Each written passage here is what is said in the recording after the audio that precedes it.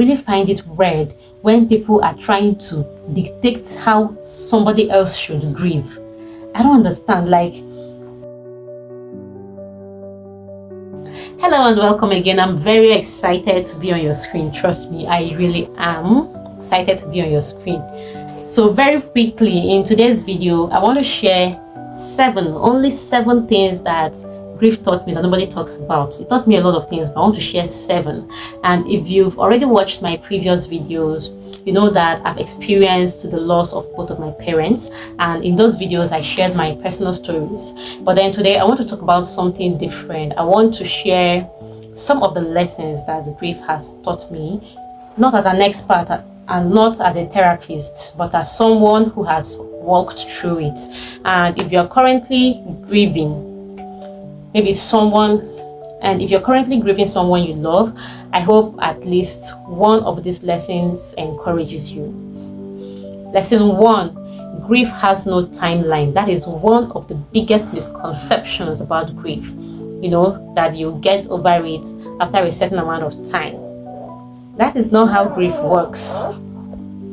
You know, on some days you feel okay, other days a picture, a song, or a random memory will bring all the emotions rushing back.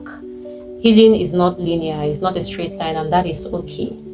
Number 2, being strong and being healed are not the same thing. People often praise grieving people for being strong, but then strength doesn't always mean that you are okay. Sometimes strength simply means that you are surviving. Sometimes the strongest thing you can do is to admit that you are hurting. Lesson number 3: life does not stop.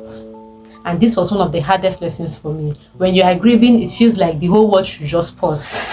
But it does not pause. Guess what? Bills will still come. Work still happens. You still have to go to work. People continue living their lives. Your responsibilities will not run away. At first, it can feel unfair, but eventually you get to realize that people moving forward is not betrayal. It is part of being human. So number 4, people mean well, but they won't always know what to say. Many people want to help, but then grief makes people uncomfortable. Even I myself, sometimes I don't know the best words or right actions to say to a grieving person. So people might say awkward things, they might say insensitive things, but then I've learned to focus on people's intention rather than their wordings. Because most people, they are really trying their best, but they don't really know how to go about it. Lesson number 5: grief reveals your real support system. One thing grief does quickly is to show you who is truly there, and not just the people who show up immediately, but the people who continue to check in weeks after, months later. It doesn't mean that these people are like buzzing you up every day, but you just know in your hearts of hearts. These people, they are treasures. Hold on to them. Number 6: love does not end when someone dies. Yes, it does not end. The relationship just changes, but then the love remains. You still think about them, you still miss them, you still wish that they were here for certain moments, and that is okay. The love does not just disappear because you have put them into the ground. The love is not gone. Yeah, and finally, number 7 is that grief and joy can exist together.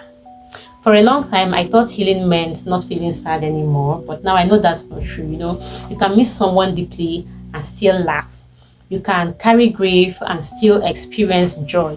You can mourn what you've lost while remaining grateful for what you still have. Both can coexist at the same time.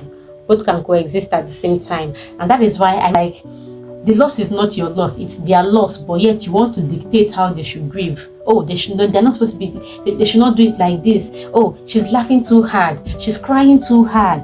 Oh, she's moving on too quickly, she's laughing too much, she's dressing too loud, she's dressing like, you do not have, as far as you are not the person, you didn't have the relationship with the deceased that the person grieving has. You cannot come and tell that person how to grieve. You cannot come and dictate. Like, it just doesn't make sense. Coming to dictate to someone how they should grieve a loved one. It's a very annoying thing to do. So if you're currently grieving, I want you to know something. See, you don't need to have everything figured out. You don't have to hold you don't have to heal on any other person's timeline, and you don't have to pretend that you're okay when you're not.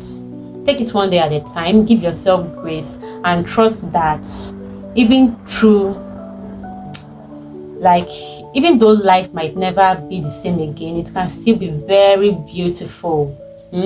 So if you'd like to hear my personal experiences with losing my mom and dad, the videos will be in the description box below.